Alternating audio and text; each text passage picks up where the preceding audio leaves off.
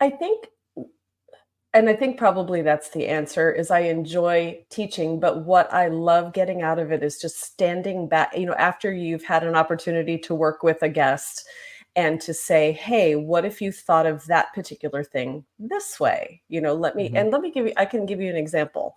Um, we were in an old hotel. I had a number of guests and I was trying to teach them kind of what can happen, how they can be outside influenced and not even know it. So I would pick a long hallway in this old hotel and I'd say, "Could I have a volunteer of someone who wants to go down that dark hallway?" And somebody would inevitably volunteer and I would say, "Okay, well, just so you know what to expect."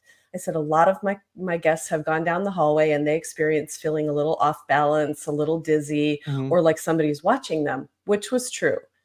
And I would send them down, they'd come back, and I'd say, "What happened?" And they would tell what happened. Oftentimes, it was very similar, and we would talk about it, and I would say, "Did you catch that I set you up for exactly what to experience?" Hmm. And it's just that moment, and this is true of anything that we do, in that moment, you could see the light bulb go on. And you Yeah. know that you had reached them or you had reached kind of this critical point of changing their way of understanding things. And I think on whatever level that exists, it's really important and it's really what drives me. And that's something we're going to talk about a little bit more, teaching and helping to expand the field. But we're about ready to Yeah. take our first break. So, folks, stay with us. I'm with Sherri Cox, owner of Doodlebug Dowsing and a member of the Florida Bureau of Paranormal Investigation. We'll be back right after these messages. And we are back with my guest tonight, Sherri Cox. And Sherri, towards the end of that last segment, we began talking about teaching. Um, and we also talked a little bit about the influence the media has had. So we'll start off with that. What do you think the media has done with the interest and where the paranormal field is now to include how has that affected tours such as you were involved with at American Ghost Adventures? Kind of a long question, but It's okay. I think just because, being with American Ghost Adventures and then joining you in 2011, so much has happened during that time. I mean, when I first got interested in all of this, there was very little to Mhm. watch and to take in. I mean, I think we were still watching the UK's Most Haunted. Not is it Most Haunted? Yeah, with Yvette Yeah, and all of that, where they were yeah, like, through Pierre LaCour, something, yeah, and yeah. that was wonderful. And I just remembered enjoying that so much, but they were kind of the only game out there until Ghost Hunter started. Mhm. And I think it's changed so much. And I think it's interesting because kind of what I see sometimes and continue to see is it makes a lot of armchair paranormal investigators. Okay. So I think in some way the media has been really terrific in helping mainstream this and helping people develop an understanding of what it is that we do and what's out there and what's possible. So I think that's interesting because it's helping create a new generation or a new group of people that have this interest and are willing to kind of expand their minds a little bit. But at the Mhm. same time, I think we have to be super careful because not everyone's doing it for the right reasons and in the right way. And Mhm. sometimes because that's a little more exciting to watch, that's what sticks. And Well, what so do you I mean think by go go ahead, ahead. finish Oh, I no, was going to what do you say, mean so by that's what sticks, but yeah. What do you mean by doing it the right way? That's an interesting concept because there's nothing out there that says this is the proper way, this is the improper way. So what do yeah, you mean by the right way? I think what I mean, and I'm not saying, that there's a right and a wrong way to investigate. That's certainly very personal and open for interpretation. But I think um, there's a lot of content out there that how do I put this in the right way? There's a lot of content out there that is for it presents itself as being for show. And Mhm. it's not about, trying to be scientific. It's not about trying to be ethical. It's not trying to go about investigations for the purposes of research and understanding. It's for entertainment purposes. So I guess you can't say that it's the right or the wrong way. It's just not what I believe is the correct way. So I think you have a lot of people who will watch something on TV or online on YouTube, and then decide to go into their own venue and conjure something up, and they'll yell and scream and demand things because that's what's being modeled to them. And I just think we Mhm. have to be really careful and just take responsibility that we're going about it in an ethical way, I guess you could say, rather than right and wrong. And I would agree with you. Certainly, the TV shows have gotten, like you said, a lot more people interested, but it does allow folks to go out there and let's face it. And there's a term I used: paranormal thrill seekers. They want to go Yeah. out to just basically hear the bump in the night, maybe the EVP on the recorder, And but that's they okay. don't. Yeah, exactly. There's Yeah. there's room for everyone, but there's also got to be the actual research. But also, does it open the door to folks that want to are only doing it for their 15 minutes of fame, or maybe even a more nefarious reason to perhaps con somebody Oh, I for. think you could say that about any industry. Absolutely. There's Mhm, always going to be those people that want to take advantage. I think it's mhm. absolutely out there. And I think too, a lot what I like to see is, especially a lot of the shows that are on TV right now, really do take responsibility. I think they understand that they have a lot of followers, they have people that look up to them, that will be modeling them, and they do take the time to communicate, and they'll say, hey, what you're seeing here, we want to make sure that you understand that you don't just walk into a Mm, venue without permission, and that you yeah. have to work very hard to do the right thing when you're out there trying to do it. And I think the groups that do that are super successful. And I think there's a responsibility for all of us, no matter how we're going Mhm. about it, that we are realizing that there are people that don't understand or are new or whatever it is that are watching, and they're going to do what we're doing. And so I think Yes. Now, it's like anything else, like with great power comes great responsibility. I think you kind of look at that in the same way. So in a lot of other fields, and you're right, wherever there's people involved, you're going to have people doing the wrong thing or doing something for absolutely. their own benefit. Yep. But those other fields also have checks and balances. There's some sort of Hmm. framework, there's some sort of structure that if somebody's doing something wrong, they can be called to task, whether it be legally or civilly. We don't have that in this field, though, do we? No, and I know that's something that you've talked to me about ever since I've known you. And so Hmm. it's been a really important thing for you to try to help create that framework and to get other groups or other, whoever is interested on board with helping to decide what that framework is. And wouldn't it be nice? And how far could we go with this concept if we had that?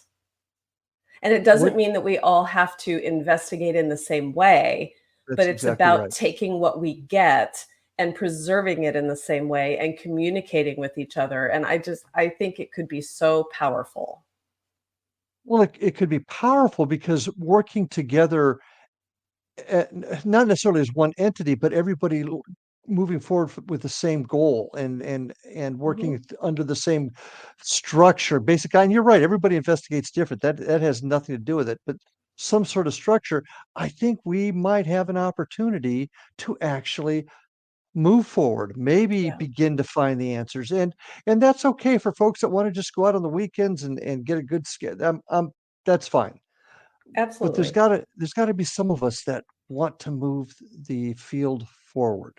Well, and I think the people are out there because I hear people talk about it. I've heard people talk about it on your shows. I've heard, there have Mhm, been people that have come to join our team, with investigations or events and that type of thing. And they're all very, very interested. It's just making it finally happen, and how to organize it, how to preserve it, that type of thing is not mhm, easy.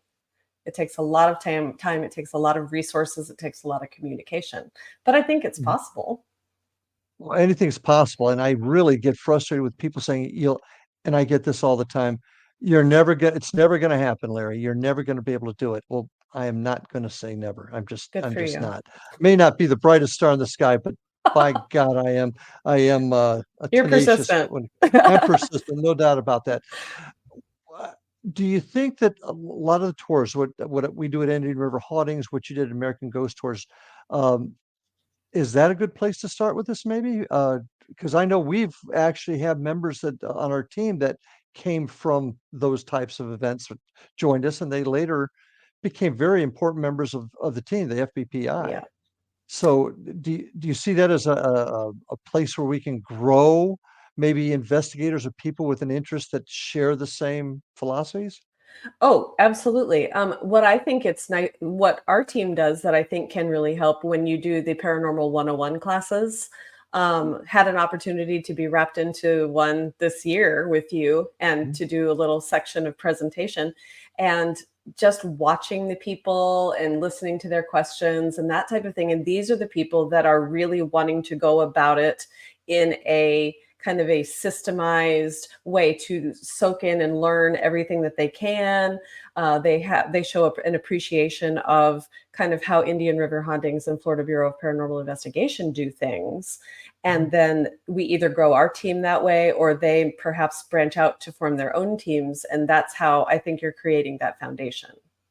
I call that the pebble in the pond theory, where you Yeah. toss that little pebble out and Yep. those ripples will hit folks and maybe eventually it'll bring everybody together, thinking at least thinking the same way. We'll never ever Yeah. be the same way. But, Hey, some of the groups that are doing the tours and that type of thing, they're there just for that reason. mm, I don't know that that they're interested in taking it any further. And I think that's okay. I think you're mhm, going to always have those people who kind of are comfortable doing what they're doing. They're doing it for that purpose, whether it's historic knowledge or that type of thing. And I don't know that that's going to grow anymore, but it might mhm. be interesting to try. Here's a philosophical question. You're using a place in a venue for an event.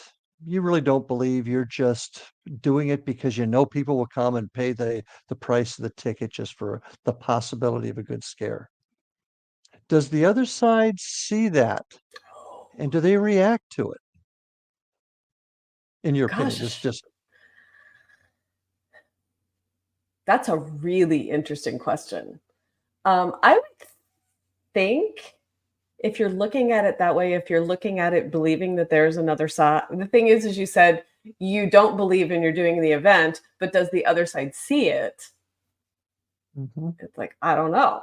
Um, I think part of me feels like the belief of what you're doing somehow is what create because you asked me to talk about something in particular tonight too, and I think belief is a lot. mhm. But I do believe that, yeah, if there is something there, if there's something to this, whether it's another dimension or a parallel universe, or there's unfinished business and a spirit, lingering behind, or we're creating our own experience or whatever it is. I think that there's something there. And I think that it can be intelligent. And sure, I think that could absolutely affect the outcome. Along, sort of along Does those that make lines. sense? Yeah, Okay. yeah, it does. It does, Yeah. and I think those are the questions that we're still trying to find in this field, and I think Yeah. we sometimes lose sight of that. We really don't know. We Oh, don't we know have what's no idea. causing all this, Oh, and the folks that say they know, or they have an absolute handle on what's going on the other side, I just feel they're either fooling themselves and the people they're talking to, and maybe a little bit of both, because we don't know, and that's why yeah. a little healthy dose of skepticism is is very, very important. And I think Um, humility goes a long way too. yeah, that's something that's lacking sometimes, isn't the humility in Sometimes, it? yeah. Yeah. And I've seen it at events where people are chastised. They'll bring in evidence and they'll present it to somebody that they would consider to be an expert, and they're chastised for it Yeah. because that's not, instead of talking about it, discussing it and finding out Mhm. where that person's how that person saw it and how they perceived it. It's just I mean, we have we that happen frequently. We'll have somebody come to an event, and usually it appears in the form of a picture or a video on someone's phone. hmm And they're hmm very excited about whatever it is that they captured, and they are insistent upon what it is. They have it yeah, figured out, and then they ask you what you think. And I think it's so important in that moment because that's when the teaching starts.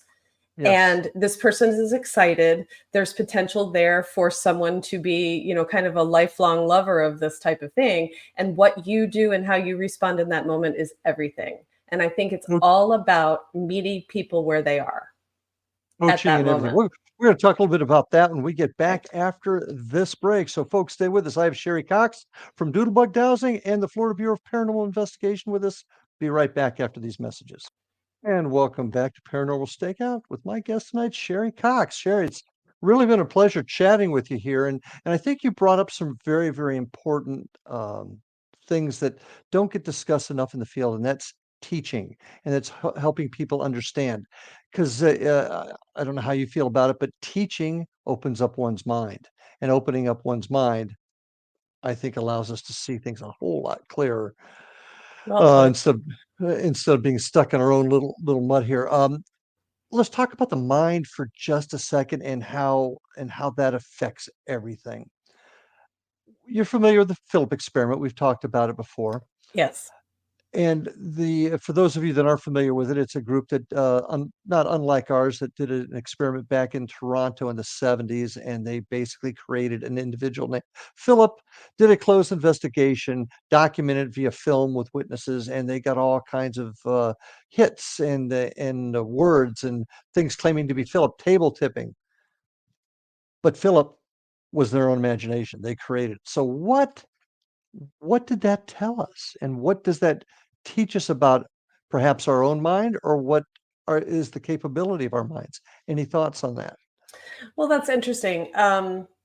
I think, and I got a chance to work in the metaphysical world for a few years, which was really interesting. And I got a chance to talk to people on a daily basis about energy and how important energy. And you keep hearing everything is energy. We know that energy can't be created or destroyed, only recycled. All of those things that are very Mhm, familiar to us.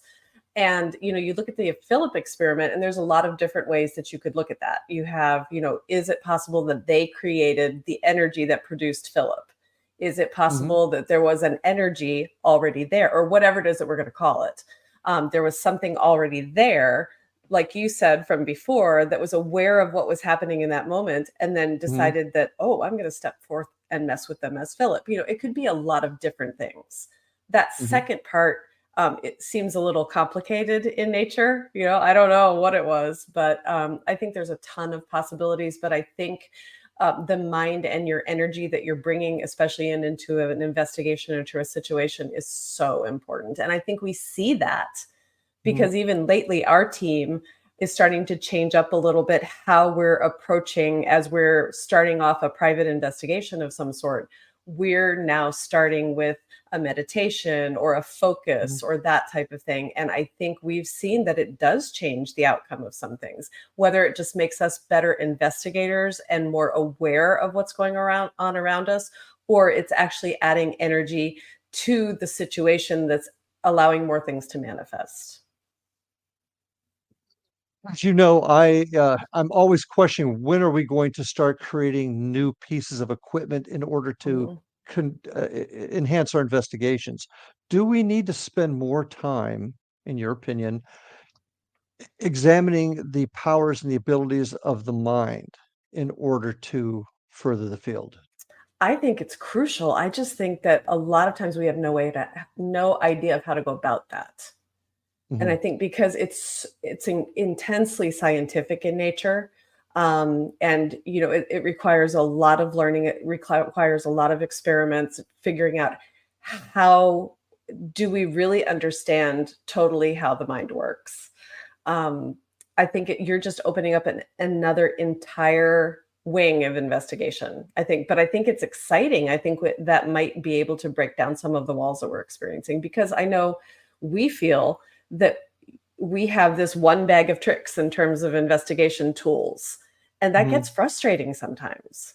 And there are people out there inventing new things. It seems more lately they're inventing new versions of the same things, and I'm Yeah. not sure how useful that is. I think it makes those tools easier to use, or that type of thing. So I think that's great, but they're not new things per se. Mhm, Give or take a couple of things that have come out recently. But we're trying to go back with our team and kind of pick up some of those old school things. Like one of our team members brought a plate filled with sand, and then we asked for that to be manipulated. mhm, So we're doing things like that. We were talking about using you remember the game, the children's game Simon, with the colored buttons on it that would mhm. make a pattern, and then you would respond and duplicate the pattern. We were thinking, would that work? That's a tactile thing that could work. So I think we're kind of trying to think out of the box, even though the tools are old. And until we can figure out some new tools and some new ways to do things, we're going to be stuck. We've got to move forward.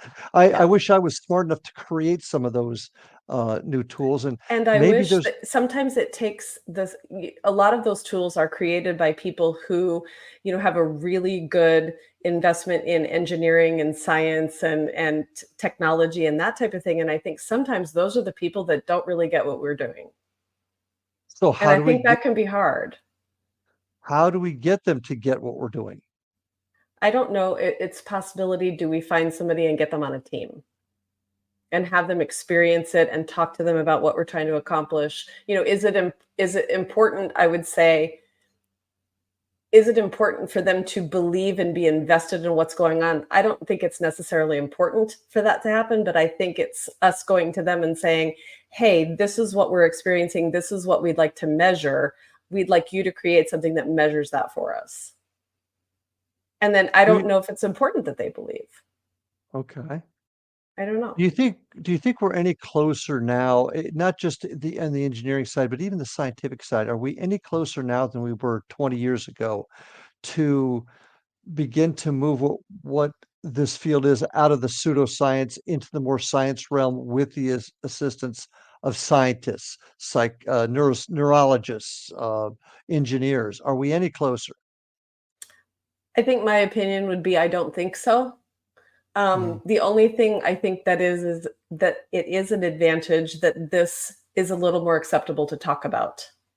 than it was I 20 can years ago. have Mhm. yeah, yeah, and I think it feels like that's all the farther that we've gotten. Now, certainly, I'm not an expert in this field. I have my limited experiences with these two teams. I do a lot of reading, I do a lot of research, that type of thing. But Mhm. I've not come across anything that makes me think, wow, we're really advanced now, because it doesn't feel like that.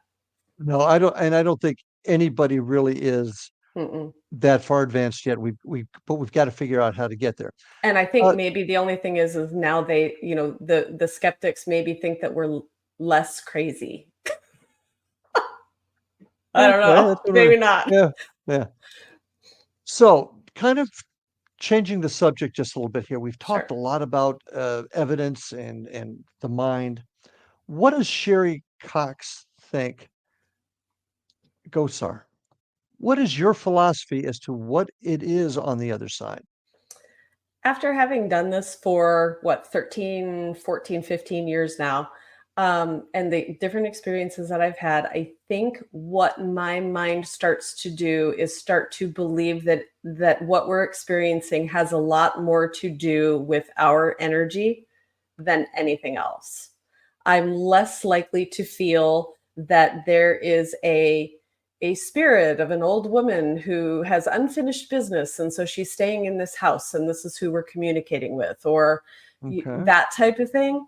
And I feel like somehow it's us, and I can't explain that. Like, I can't say scientifically, well, it's because the human psyche and and human energy, or whatever it is that we're putting out there, how it creates it, I don't know.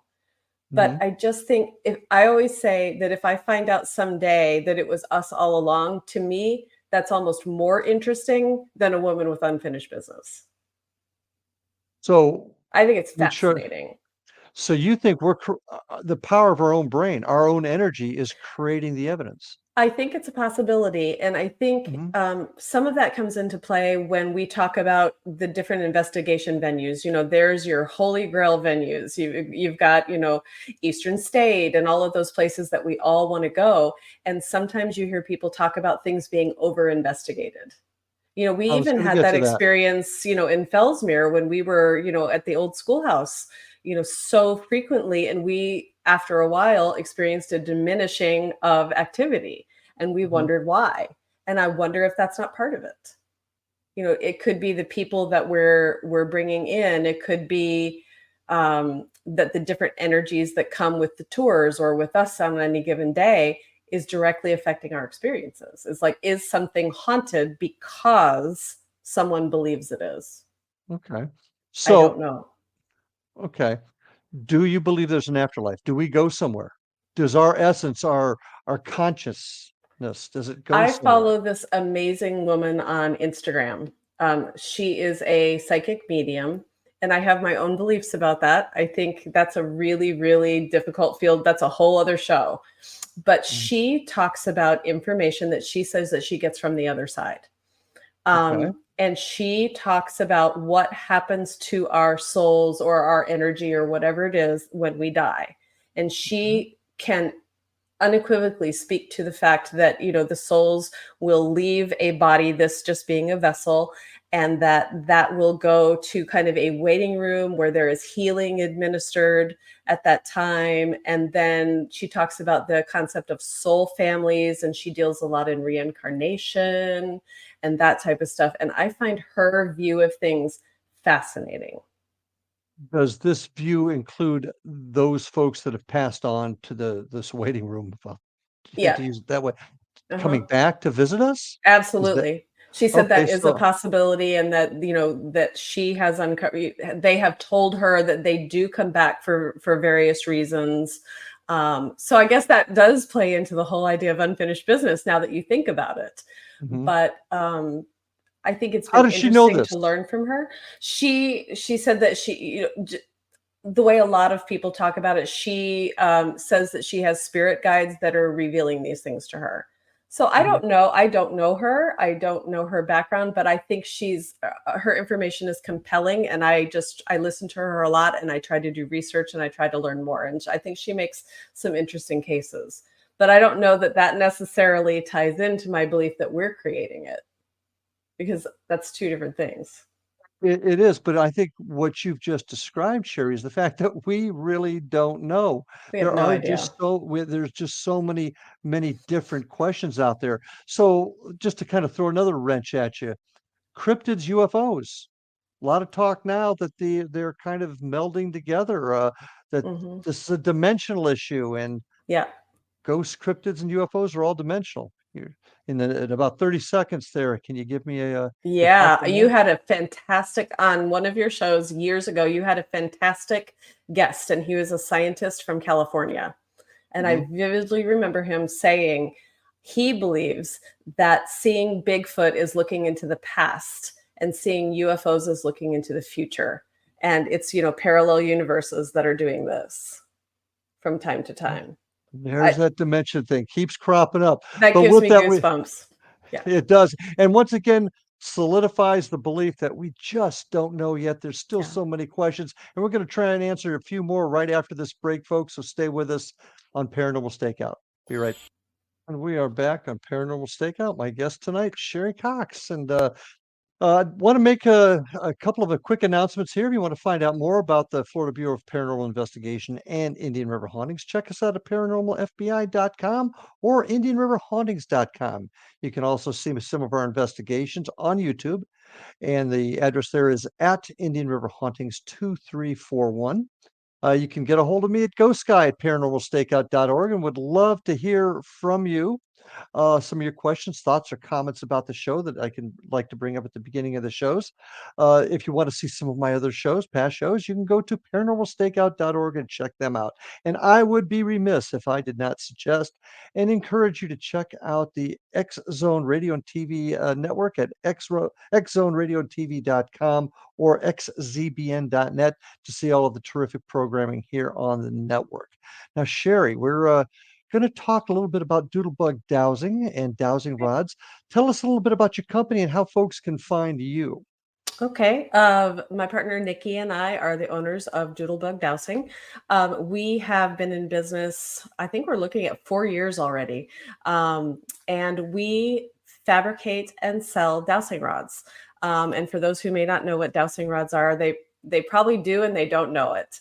Yeah, A lot exactly. of people, if you talk to them in the manner of saying, if you think back to grandparents or great grandparents who may have had land, and at the time there was not the technology that we have now, and they would use a forked stick, often willow, and they would walk the land, and as they passed over underground water, that stick would snap to attention to indicate Mhm. underground water flow. And so that was kind of an example of dowsing. It's hundreds, if not thousands of years old. And so over time, there have been a lot of different types of businesses and that have used that. From, there are current well drilling companies that will still use them. There are people that are, linemen that deal with underground electricity. There's energy healers. We use them in the paranormal field. The ones that we create and provide are actually L rods. I have some right here. So basically it's 2 rods made out of brass, and they have little safety tips on them. And you'll see that there are actually, there's a handle that causes the brass to be able to spin freely. So they are less influenced by your hands. So we've been doing this about 4 years now. We have a website. It's doodlebugdowsing.com. You can buy from us directly. We also have some great little bags that accompany them that we call doodle bags. And we do go to paranormal events from time to time and have a table there. We often will have them at the Indian River Hauntings events for sale. Larry will often use them with his guests on tours if people would like to experience them directly or with the different events that we do. We also provide them in bulk for a number of customers that we have that are paranormal tour companies. We have, groups up in Gettysburg and in Key West and, in Illinois that do purchase from us and then resell to their guests. So that's always a possibility. If someone has a store that would like to carry these types of things, we can provide them in bulk as well. So we're very lucky. Yeah, and I'll be honest with you, on some of our tours, I've had a number of times people that were professional well diggers say that they still use the dowsing rods. Yeah. I even had an electrician one time tell me he uses them to find wires and walls. So obviously they still work. Now, one question I want to ask you before we get into how they work or what your beliefs are on how they work. Does material matter? Do you have to have a specific material for it to A work? lot of people believe that they should be copper. That seems to be the general opinion, that if they're not copper, they don't work. I think, in my opinion, that's been disproven. I think it can be because of what we believe is happening when we douse. I'm not certain that it matters because I think we have shown that it doesn't. It came going back hundreds of years, they were using wooden sticks. You can use coat hangers. A lot of people will fabricate their own rods just by bending a set of coat hangers. Ours are brass and certainly have proven to work. And they don't work because they're our dowsing rods. They're proof, they work because of the work being done by the holder of the dowsing rods. Okay. So yeah, I don't believe it needs to be something specific. So let's talk about how they work. Okay, I'm holding them in my hands. I can manipulate those to make them say whatever I want to say. Yeah, you totally can. Okay. How do we use them? How do you use them? Yeah. The way I've had some interesting conversations with people who use dowsing rods frequently, most of them in the paranormal community. And I'll always say, I'll watch them use them. It's a very personal thing about how you go about it and kind of where you go energetically when you use them. And I'll watch them and I'll say, tell me what you think is happening when you use these rods. And I've had people say, I believe that energy or the spirit or whatever it is that they're communing with is physically moving the rods. It's like, okay, it's a good opinion. My opinion is it taps back into the energy that we were talking about earlier. If you go back hundreds of years to using the forked stick for underground water underground has frequency, and it has Vibration. Yep, all of those things.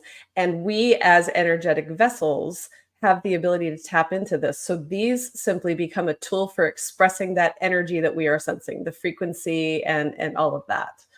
So for it being a tool for communication, you think, or healing, that type of thing, you think about it the same way you think about a pendulum.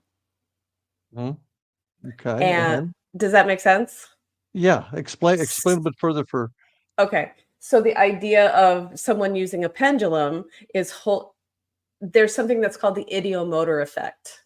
And that's something about the human body where there are small, little imperceptible movements that happen to us all the time that we're unaware of. If you're standing still, you're not standing still.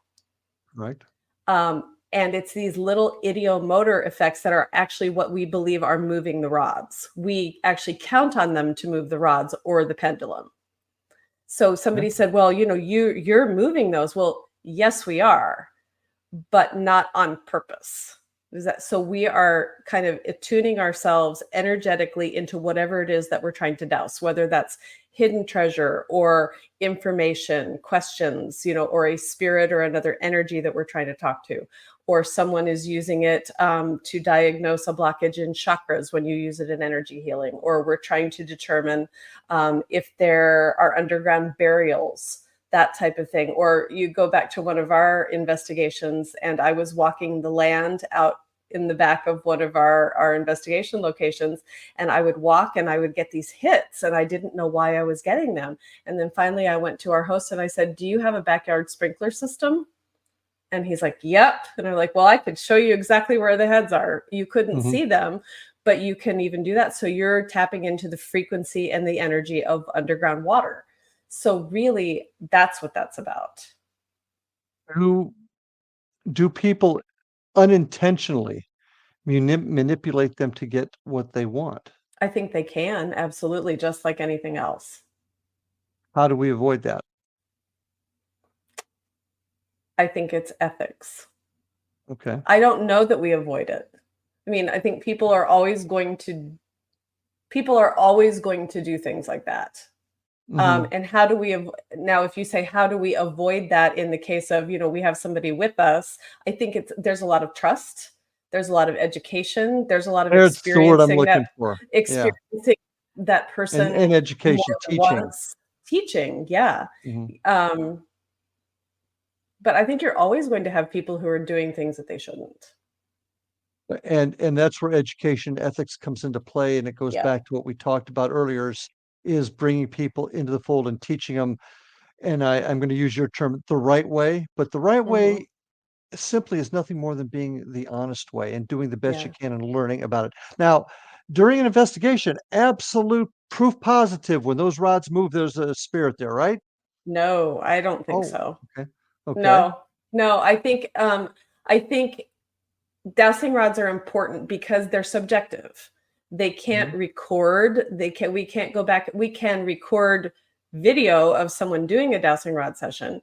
We can do that type of thing, so we can preserve that evidence. But because it's kind of like the idea of being a medium, it's like you get that information and you can write that information down or record it, but we can never control what that person is doing. So I think dowsing rods are really important to be used in conjunction with other pieces of equipment, because there are times where you get 100% corroboration over something. And that makes it a little more interesting. So I think it just adds, dowsing rods or pendulums or that type of thing just adds another level to what you're doing in terms of investigation. I don't think it's ever for certain. And a lot of people, that's one thing we try to teach people, is that it by itself is not proof positive of the other side. Now, I recall one investigation where we actually had the rods move, and we have cameras on all the time. Whenever we use them, we are filming. And actually I remember this one time the rods moved, and basically said that they were moving them themselves. Actually, if I'm not mistaken, that whatever was there said they were moving them themselves, which I found very interesting. Yeah. But does that mean physically, or does that mean energetically? And I don't know that we got an answer to that. No, I don't know that we did either, and I don't know that at this point we ever will. Probably the most significant, and I'll just mention it here, was an event where we were using the rods. We had a medium with us, Chris. We had the spirit box going, and all these things told us the same thing about a little girl that passed away there, and you'll remember where that is. And folks, just to take that a step further, not only were we told about a little girl there, we actually found her grave that was unmarked in a cemetery. So how does this stuff happen? I don't know, but it was a pretty significant event. We're still working on that one. How important, what's the most important piece of equipment? I know you're a dowsing rod person. What do you think is the most significant piece of equipment we have out there today? Our brains. Okay, Go on. Us. I think Good we're the sound. most and that goes back to, do we spend more time developing ourselves, developing our senses, that type of thing? And maybe my answer does. I think, none of the bells and whistles or the things that take batteries or light up or make sounds, none of that matters without this. And I think too, you could also argue without this and a sense of responsibility and a sense of, we keep talking about ethics and doing things for the right reason in the right way. And I think none of it matters if this is not in alignment. Well said, and I totally agree. And that's Yeah. where it all comes together. None of this stuff counts without proper training, proper structure, proper ethics, and just helping people understand to do the right thing and not harm others by Yeah. our Now, I'm not going to lie. I love a good REM pod. not gonna lie Yeah. about I'm that. not going to Always lie. exciting. There's a just like everybody wants a little bit of excitement. But Sherri, unfortunately, we are out of time. This went so fast, but I really, really appreciate you coming on tonight and sharing with us your thoughts, your philosophies. Thank you so much for being with us. And folks, thank you for being with us tonight on Paranormal Stakeout. Great show. Thanks for being here. Remember, take care of your family, hug those kids, and we'll see you on the other side. Have a good night, folks.